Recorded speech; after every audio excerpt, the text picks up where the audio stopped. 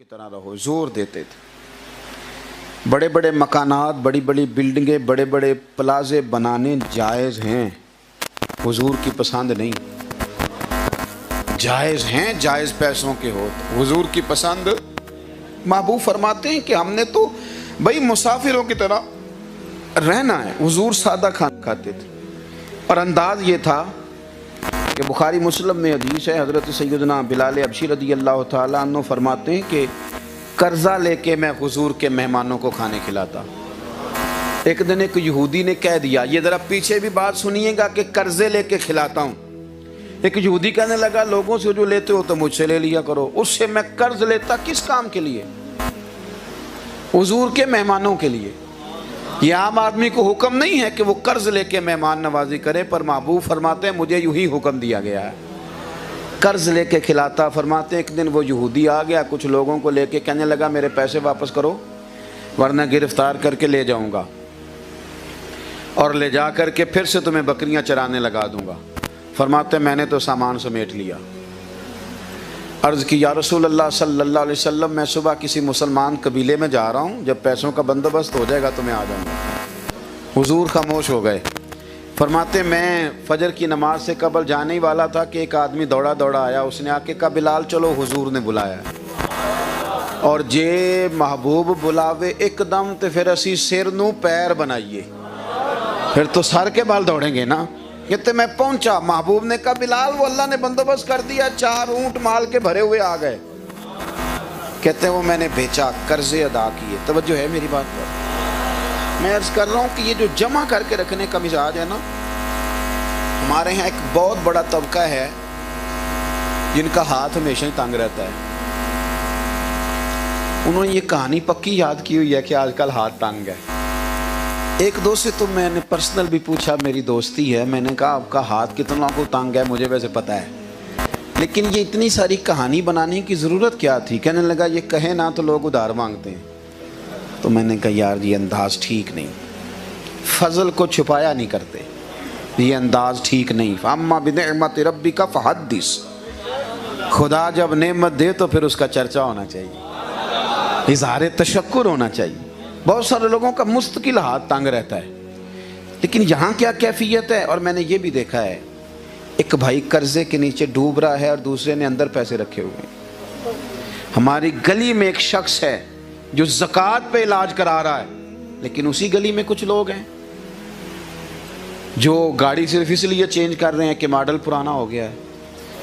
हम ना, वो हुजूर ने जो हमें पैगाम दिया ना कि आखिरत को पेश नज़र रखो, आखिरत को, ये बुनियादी मसला है। आपको कुरान मजीद में बहुत सारी आयात ऐसी मिलेंगी कि ईमान बिल्लाह के बाद ईमान बिल आखिरत की बात है। आखिरत के मामले में, आखिरत के अजर के मामले में अपने आप को तैयार करो। हज़रत बिलाल कहते हैं वो मैंने माल बेचा, कर्जे उतारे। महबूब ने शाम को पूछा, बांट दिया उनमें से सारा जो बचा था या कुछ बच भी गया है? मैंने कहा या रसूलल्लाह सारा दिन बांटता रहा हूँ फिर भी कुछ बच गया है। ये मैं आपको सिहा की रवायत तर्ज कर रहा हूँ। खुदा रा सारे रिश्ते दौलत के ना बनाओ, कोई 4 तो ताल्लुक हमारे ऐसे हों जो रब रसूल के लिए हो।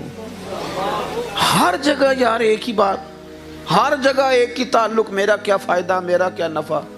कोई तो ऐसा मामला हो जिसमें फ़कत अल्लाह रसूल हो। फरमाते मैंने ईशा के बाद अर्ज़ की हुजूर कुछ माल बच गया है। तो पता है महबूब ने क्या फरमाया?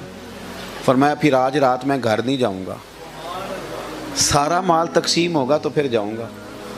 फरमाते हैं अगले दिन मैंने सारा माल तकसीम करके अर्ज़ की हुजूर सारा बांट दिया, फिर हुजूर घर गए। और हदीस का आखिरी जुमला हज़रत बिलाल हबशी फरमाते हैं मुझे यूं लगता है कि महबूब इसलिए घर नहीं तशरीफ़ ले जा रहे थे कहीं ऐसा ना हो कि मेरे घर में माल पड़ा हो और मैं रब की बारगाह में हाज़िर हो जाऊँ। विसाल का वक्त आ जाए, पहले पहले सारे मामला समेट के रखने। हमें ना आखिरत की तरफ हमारी तवज्जो दिलाई गई है।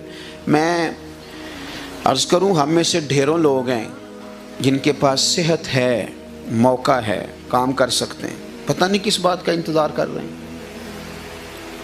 ताकत है तो भाई आप ओवर टाइम लगाएं, 12 की बजाय 14 घंटे दीन का काम करें। आपके पास ताकत है, सलाहियत है तो कुछ कर गुजरें।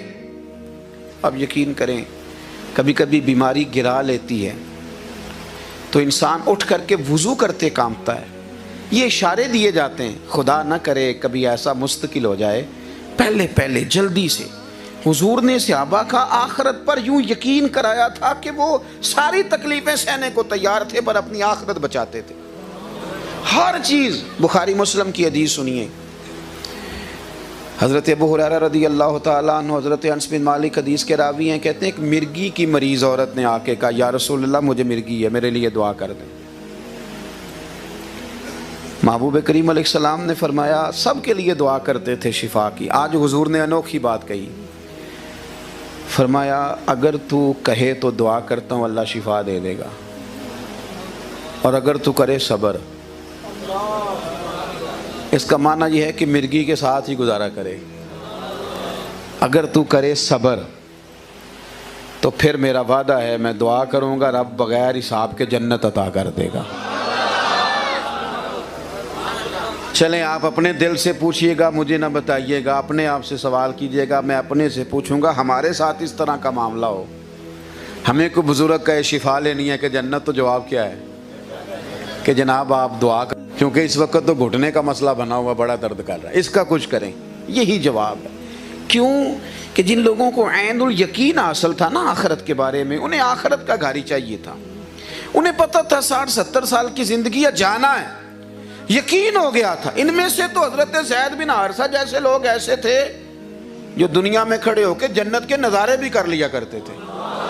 ان میں تو حضرت انس بن نضر رضی اللہ تعالیٰ عنہ میدان احد میں لوگوں کو پکار کے کہہ رہے تھے ادھر آؤ واپس, وہ دیکھو میدان احد سے جنت کی خوشبو آ رہی ہے. یہ لوگ تو بھائی عین الیقین والے تھے, جو سنا تھا وہ ان کی آنکھوں کے سامنے تھا.